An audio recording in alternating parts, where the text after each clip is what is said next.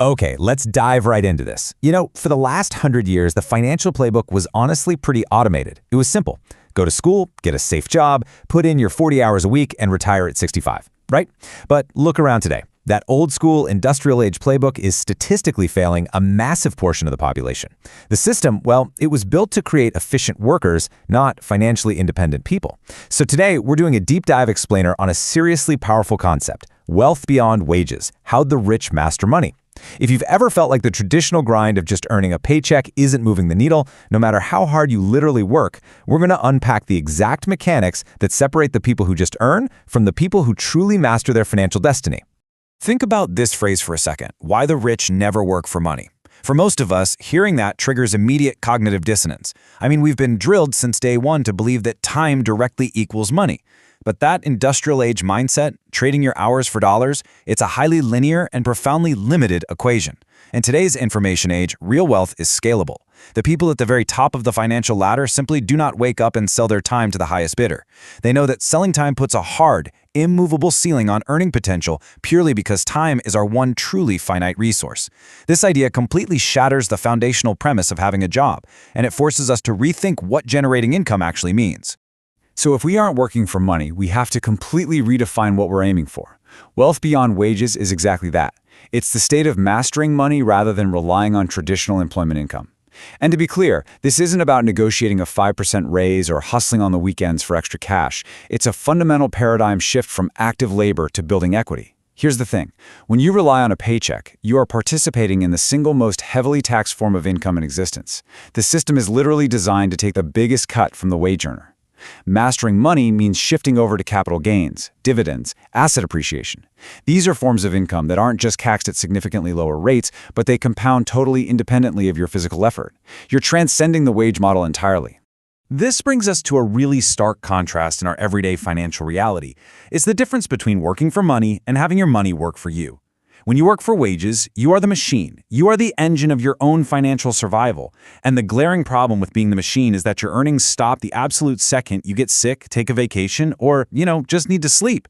Your income is 100% dependent on your physical presence. But on the flip side, when your money works for you, your capital becomes the machine.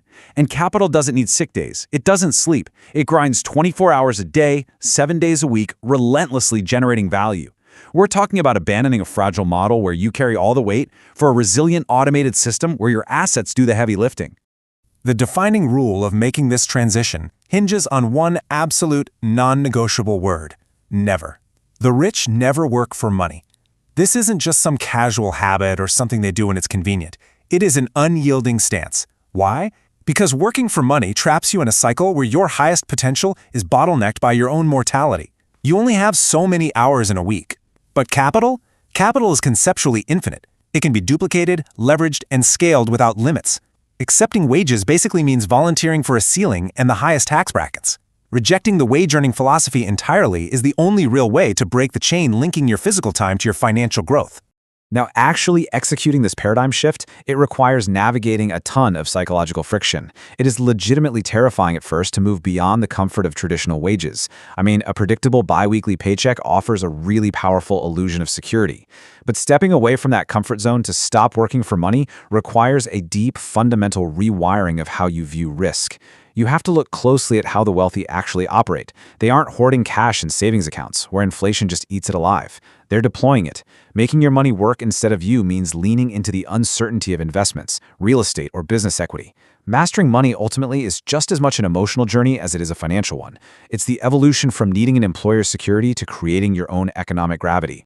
So you might be wondering, how do wealthy people actually pull this off? How do they make money work for them instead?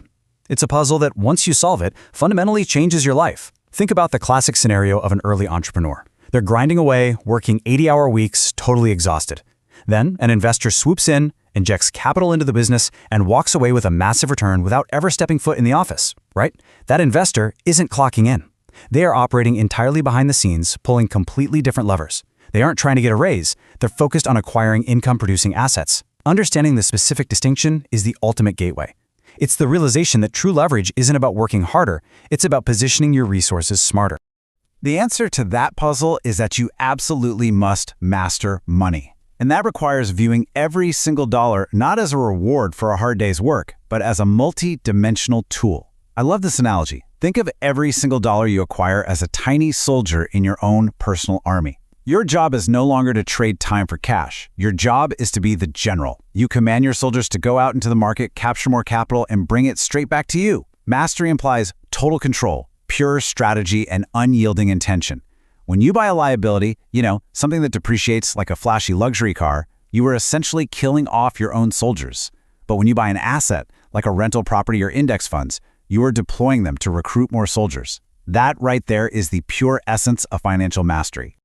So the wealth trajectory really boils down to two critical phases. Step 1, cease working for money, and Step 2, make your money work for you.